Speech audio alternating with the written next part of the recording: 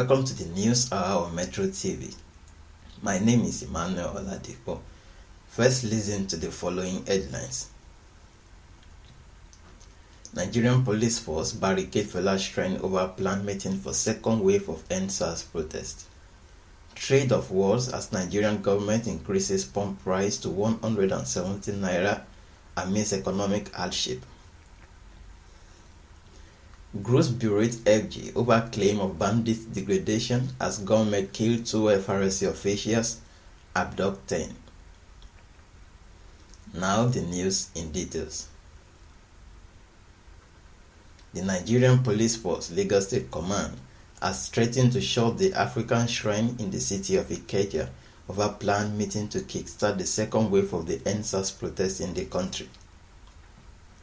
The planned meeting, which was initially to host a program with the aim of evaluating the achievements, lessons, and tasks arising from the recent EndSARS protests that swept across the state of the Federation, was organized by Kuti, son of the Afrobeat legend, late Fela Anikulapo Kuti, and was originally scheduled to hold on Tuesday, November 17, 2020, at the African Shrine.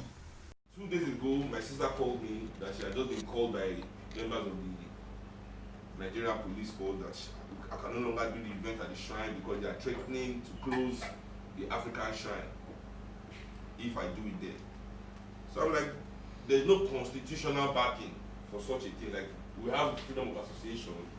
Even if right now they are saying protest is national security, they cannot stop citizens from meeting with one another. This is another level, you know. This is not like people going on the street say they want to do this. This is us in a private space saying we want to hold a meeting about our own future as citizens of this country. You know, it just shows the level of disrespect that this Mohammed's regime has stooped to. So I told my sister that they have to put it in writing, you know, thinking that, you know, they will be too ashamed to write such a thing, you know, that Nigerian citizens can no longer meet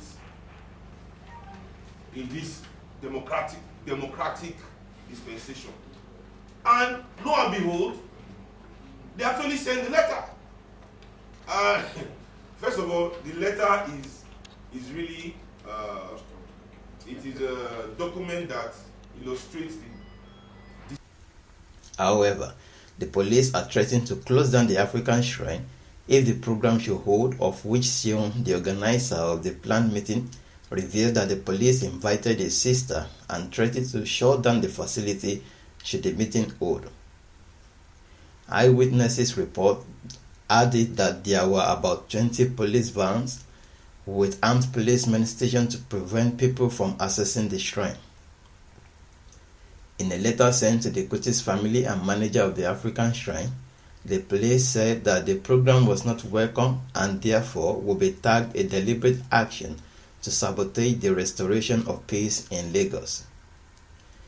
Citing the recent violence that emerged from the EndSARS protests across the country as its reason for ordering the suspension of the program, the letter affirmed, quote, "It is on this premise that I write that such a gathering or meeting planned to be hosted at your venue is not welcome at this perilous time when the security of the nation is trying to find a feet to stabilize all threat to life and properties. You are hereby warned to suspend such gathering, as any infraction that may emerge from this gathering will be tagged a deliberate action to sabotage the transition and restoration of the peace in Lagos State by the Lagos State government and the Nigerian police force," unquote. Meanwhile, reacting to the letter by the Nigerian police, Sheon said that he would go ahead with his planned program but use a different venue. He also queried why the government was bent on infringing on the rights of the people to freedom of association, saying such is an undemocratic act. In a tweet by Sheon Vice Ando at Real Sheon Kuti, he said, quote, "I respect my family's decision not to hold the event, but I will still go ahead with all the other organizations to launch the movement of the people tomorrow and start our political resistance to the tyranny of this oppressive regime. This is a meeting, just a meeting of organizations, and they are basically banning the right of association. Why are they afraid of the people organizing? What is democratic about this act? The last time we tried to launch, the government quickly called curfew, and this time they have used threats, but you can't stop the will of the people, unquote. Recall that a wave of EndSARS protests swept across the state of Nigeria in October this year, with youth demanding an end to police brutality, including bad governance in the country. But in a bid to break the peaceful demonstrations, sponsored thugs and security operatives further unleashed terrors on the peaceful protesters. The peak of terror against peaceful EndSARS protesters happened on October 20, 2020, when the Lagos State government declared curfew from 4 p.m. and soldiers of the Nigerian army were drafted to the Lekki Tollgate area of the state to attack the protesters, which then resulted into carnage across the country. According to Amnesty International, more than 10 persons lost their lives following an attack of the soldiers on the protesters in Lagos State. However, a judicial panel of inquiry has been established by the Lagos State government to unravel the incident of the Dark Tuesday, October 20, 2020, as well as to determine the level of brutality by personnel of the defunct Special Anti-Robbery Squad, SARS, with a view to compensating victims. The People's Democratic Party, PDP, has in a statement issued recently in Abuja rejected the increase of pump price as unbearable to Nigerians. The party, while urging President Muhammadu Buhari to revise the pump price, which was increased from 159 naira to 170 naira per litre, said that the new price was unacceptable given the prevailing economic crunch already confronting Nigerians. The National Publicity Secretary of the PDP, Mr. Kola Ologbodinyo, who spoke on behalf of the party, affirmed that the PDP insisted the increased pump price would worsen the already suffocating economic situation in the country, adding that such hike would be an additional log tied on the economic neck of Nigerians. Ologbodinyo further said that the government had no justification to increase the cost of fuel to anything above 100 naira when there were practical options to maintain affordable prices given Nigeria's production capacity and potentialities. Decrying the continuous increase in the pump price of fuel, Ologbodinyo added that the government had yet to come clean on the parameters being used for the hike in prices vis-a-vis Nigeria's production, export and accruing revenue, asserting that energy officials had withheld the fact regarding the status and volume of oil production, sales and accruing revenue, which according to him was in addition to the government's inability to fix the country's refineries and put an end to crude oil theft. The PDP spokesman affirmed that fraud in the management of the country's oil resources was responsible for the high cost and hardship being suffered by millions of Nigerians who could barely afford their meals and basic necessities of life. Thus, he called on President Muhammadu Buhari to take steps toward fulfilling his campaign promise to revamp Nigeria's refineries, urging the president to get more competent hands into the oil sector. Meanwhile, the Nigerian Labour Congress (NLC) has asked the Nigerian government to revert increased pump price to former 158 naira or face indefinite strike from the labor.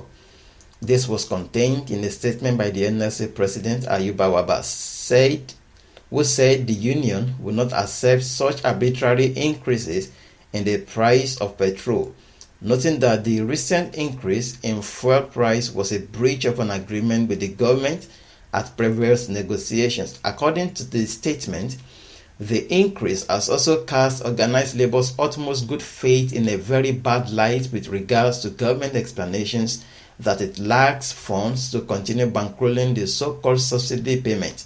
The NLC president said, quote, "Nigerians cannot be made to bleed endlessly for the failures of successful government to properly manage our refineries, ensure value for money for the numerous turnaround maintenance which was poorly executed," unquote.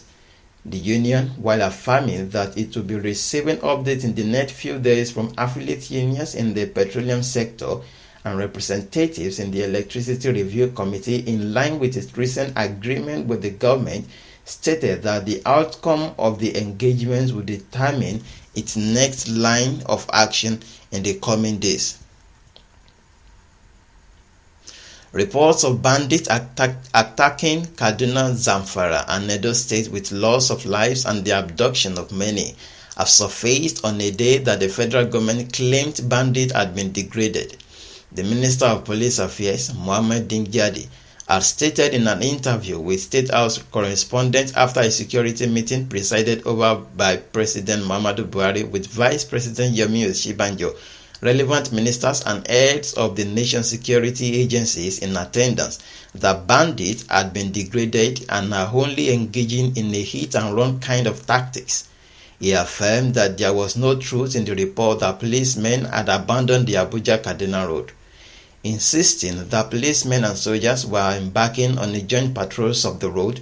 The minister hinted that efforts must be intensified to make it safe for travelers, asserting that he reported to the council that policemen had returned to their duty posts after withdrawal in the wake of the violence that followed the EndSARS protest. However, he admitted that policemen could not be everywhere at the same time. Dingyadi said, quote, "These bandits have already been degraded, so there is no way they can resuscitate themselves and take over. I think they have already been degraded. What they are doing is just a hit-and-run kind of tactic, so we don't see any sign of them coming to take over or overpower. I think they have been well degraded, and they are just trying to show their presence in a very coordinated manner," unquote. However, gunmen in the early hours of Tuesday, November 17, 2020, invaded Gidan Zaki in the Zango Kataf local government area of Kaduna State and killed the district head, Mr. Haruna Kuye, and his son, Destiny, while the monarch's wife was said to have been dealt some machete blows and the daughter sustained a gunshot injury on her hand. In the same vein, suspected kidnappers attacked Fatika, Kaya, and Yakawada villages in the Giwa local government area of Kaduna, where they killed 2 persons and abducted scores of villagers, of which the Commissioner for Internal Security and Home Affairs, Mr. Samuel Arunwa, in a statement reported that troops of the Operation Safe Haven had informed the state government of the attack on the monarch's family. Meanwhile, Governor Nasser El-Rufai has in a statement condemned the killing of the district head and his son, giving a marching order to security operatives to thoroughly investigate the matter. The statement read, quote, "The district head's wife, according to the military, sustained machete wounds on her hand, while his daughter had a gunshot wound on her finger." The security report further stated that the act was carried out by about 5 men wielding AK-47 rifles and machetes, who also tried to burn the house and a vehicle, unquote. The Southern Kaduna People's Union also condemned the killing of the district head and his son via a statement by its National Public Relations Officer, Mr. Luka Biniyat, in which the union also condemned the attack on Albasu villages in Giwa and Igabi local government areas of the state, which claimed more than 12 lives. Moreover, there have been renewed attacks by bandits on major roads in Zamfara state in the last 2 weeks, with the most recent being attack on 12 police officers of the rank of assistant superintendent who were said to have been sent to Zamfara from Borno State on a special assignment. The BBC Hausa service had reported on Tuesday that the officers were coming to Gusau for a special duty on security matters when they were kidnapped between Katsina and Zamfara state by bandits. Similarly, the State Commissioner for Security, Alhaji Abubakar Dauran, escaped death last week while returning to the state from Katsina state on an official assignment. According to sources, Dauran escaped unhurt when his convoy was attacked along the Zomi-Jibia road, but a driver in the convoy was killed. Again, suspected bandits on Tuesday abducted 8 passengers of a commercial bus between Okwesan and Emu in the eastern southeast local government area of Edo State. The hoodlums, who emerged from a nearby bush and diverted the bus to another stretch of the road before robbing the occupants and abducting some of them, were said to have dispossessed the occupants of the Toyota Hiace bus of their valuables. It was learned that the abducted victims were young women, while the men and aged women were allowed to go after they had been dispossessed of their belongings. According to an eyewitness, quote, "I was in another bus when it all happened, and as soon as we saw what was happening, we all ran out from our vehicle. They had a field day, and I can imagine that those who were kidnapped will suffer. I think the government should do everything to stem the tide," unquote. In Ondo State, there has been a surge in kidnapping for ransom in some local government areas. Recently, no fewer than 20 persons have been reported kidnapped in Owo, Akoko Northeast, and Okitipupa local government areas of the state, causing panic among residents of the areas as well as travelers along the affected routes. About 2 weeks ago, 16 travelers were abducted by bandits at Uso on the Akure-Owo Expressway in the Owo local government area, of which the State Police Command said 10 of the victims were rescued by its personnel. At the same time, the state government had expressed worry over the development, saying that it had put in place some measures to curb the menace. However, the Southern Kaduna People's Union has lambasted the federal government for saying that bandits have been degraded across the country, affirming that Dingyadi's claim was laughable and showed that the minister was not in tune with reality. Describing the statement as shameful and irresponsible, the union noted that the minister did not know the meaning of bandit. Thus, the National Public Relations Officer of the union, Mr. Luka Biniyat, said the experience in southern Kaduna and the entire state shows that the bandits are getting more organized. According to Biniyat, quote, "They now raid people in the suburbs of Kaduna, a few kilometers from the Kaduna government house, and kidnap in dozens. It's really very upsetting to hear Dingyadi make such a statement because this sounds very irresponsible. Hundreds of our communities are now occupied by armed men. This was never the case last year. The bandits are on the ground, expanding and conquering communities," unquote. A member of a civil society organization, the Center for Liberty, Ralph Adebayo, has also said the pervasive insecurity in the country calls to question the essence of the Buhari regime. Mr. Ralph noted that hundreds of Nigerians were being abducted daily, stressing that the federal government under Buhari has failed in its mandate of securing lives and property. Ralph said, quote, the disingenuous attitude of the Nigerian government is beginning to hurt its structures and people. What happened to the 12 ESPs is a reminder of what happens to the average Nigerian daily. And the sad part is that the majority of the victims are unknown. That is why we keep saying that the government of Major General Muhammadu Buhari has failed. It not only failed to deliver on its mandate, but it has also failed to ameliorate the sufferings of the Nigerian people. Insecurity is worsening, inflation is rising, the economy is in a shambles, students are not in school, and nothing is working. And so you begin to question the essence of the Buhari regime, which cannot make the lives of the people better, unquote. In a related development, the convener concerned Nigerians, Deji Adenyaju, said the abduction of the senior police officers had put a lie to claims by the government that it had degraded criminals in the country. He knocked the government for launching military action against peaceful protesters while negotiating with bandits and terrorists, saying, quote, "It shows the hypocrisy, the cluelessness, and the incompetence of this government that we have been talking about. They lie effortlessly. This is a government that has been negotiating with bandits in Katsina, Zamfara, and terrorists in the northeast, but it is criminalizing protests and attempting to regulate the social media. You can see how bandits and terrorists have overrun the country. It is regrettable and most unfortunate that the commander-in-chief is quick to deploy the military against peaceful protesters but uses perfumes on bandits," unquote.